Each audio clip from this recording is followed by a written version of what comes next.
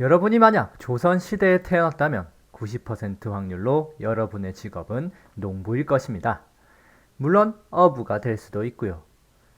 이 당시는 직업이라 해봤자 대부분이 농부였던 거죠. 농부나 어부처럼 그냥 땅에서, 물에서 원하는 것을 얻어내는 일을 1차 산업이라고 합니다. 여기서 산업의 산은 생산한다 할 때 산입니다. 산업이란 생산하는 일을 뜻하죠. 1차 산업도 있으니까 2차, 3차 산업도 있겠죠. 1차 산업에서 농사를 지어서 밀을 얻었다고 해봅시다.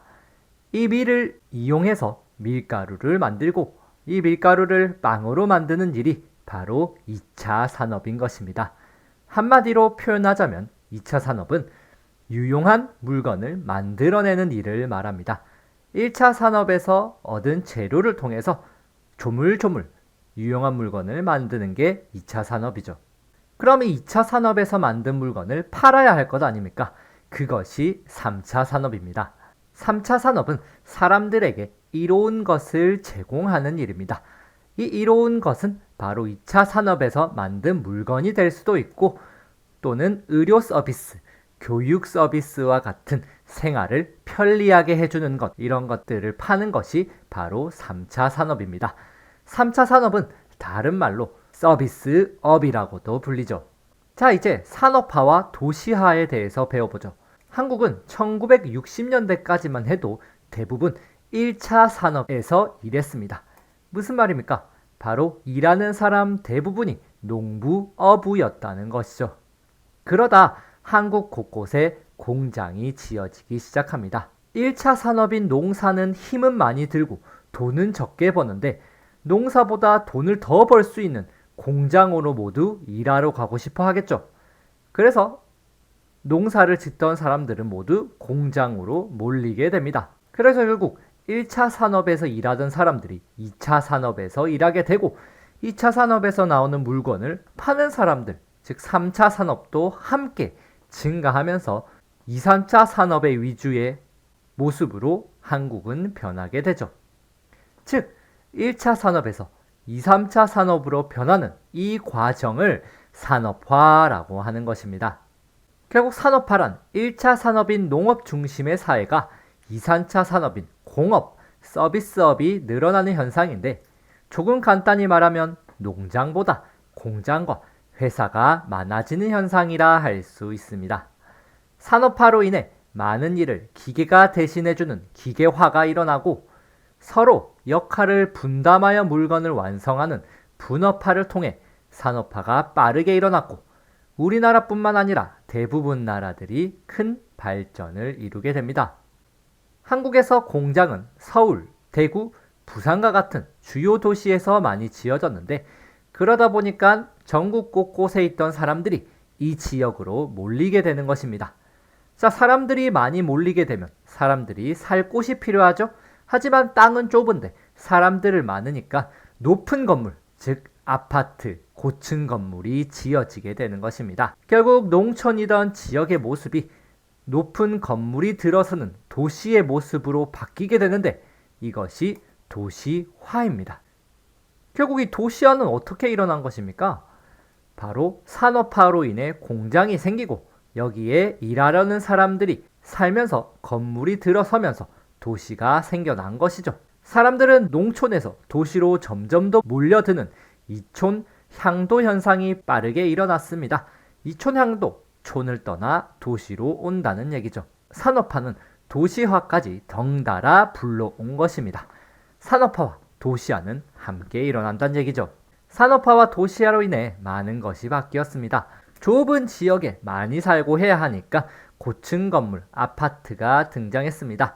좀 더 어려운 말로 토지 이용, 집약도가 증가했다라고 말하는데 간단히 말하면 그냥 땅에 건물이 빽빽하게 짓게 되었다 정도로 아시면 됩니다. 옛날 농촌에서는 일터와 집이 가까웠죠.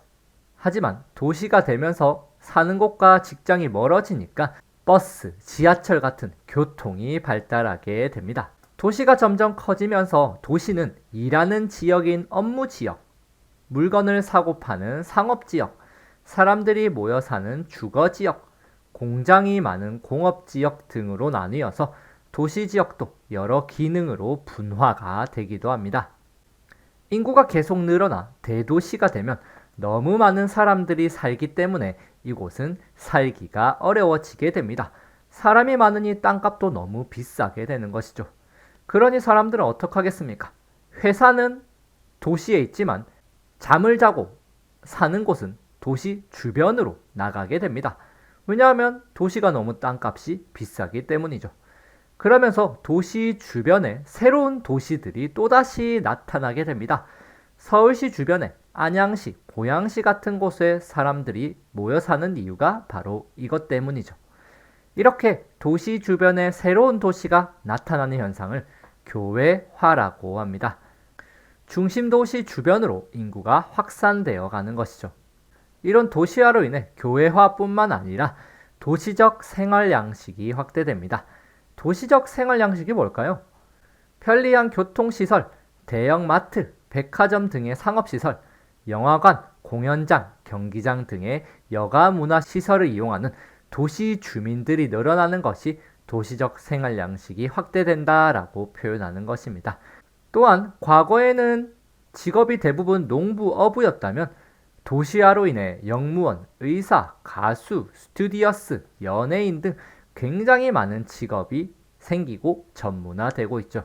이렇게 산업화와 도시화로 건물은 높아지고 세상은 발전했지만 사실 이런 도시로 인해서 문제도 많이 발생합니다. 대표적인 도시 문제를 보면 주택 문제, 환경 문제, 교통 문제, 노동 문제, 이기주의의 확산 등으로 볼 수 있죠. 주택 문제 같은 경우 어떻습니까?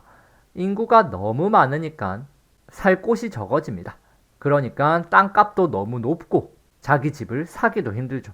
그러니까 이 살 곳이 없는 사람들이 어떻게 하겠습니까?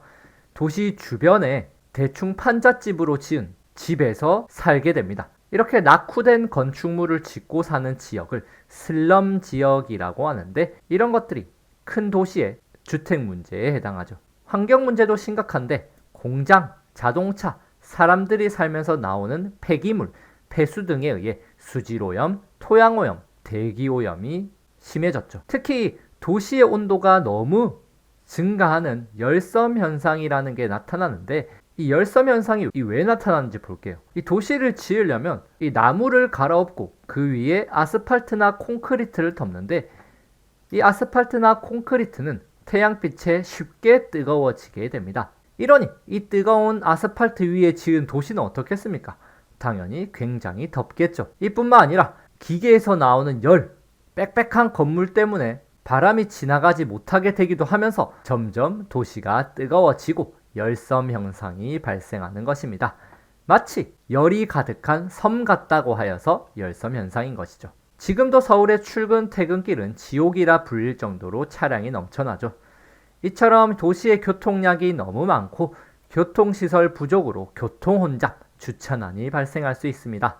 농사를 지을 때는 내 땅, 내가 지어먹고 살면 되는데 이제는 다른 사람의 돈을 받고 노동을 하는 산업화 사회에서는 노사 갈등 같은 노동 문제가 발생하기도 합니다.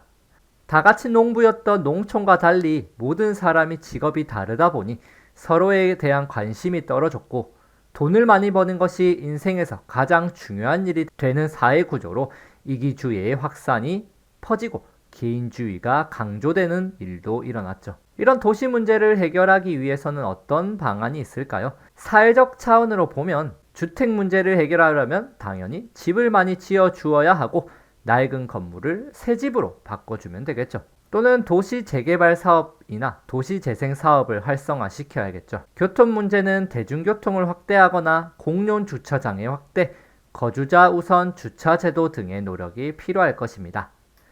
노동 문제를 해결하기 위해서는 직업을 갖게 도와주는 고용보험, 적당한 임금을 주는 최저임금제 보장, 또는 언제 잘릴 줄 모르는 비정규직들을 보호하는 비정규직 보호법 등으로 노동 문제를 해결해 나갈 수 있을 것입니다. 우리 개개인도 스스로 도시 문제를 해결하기 위해 할 수 있는 일이 있는데 환경 문제를 해결하기 위해 분리배출, 대중교통 등을 이용할 수 있으며 공동체의식 함량, 인간 존엄성 중시 및 타인 존중 등을 통해 이기주의의 확산, 문제를 해결하는 노력도 있을 것입니다.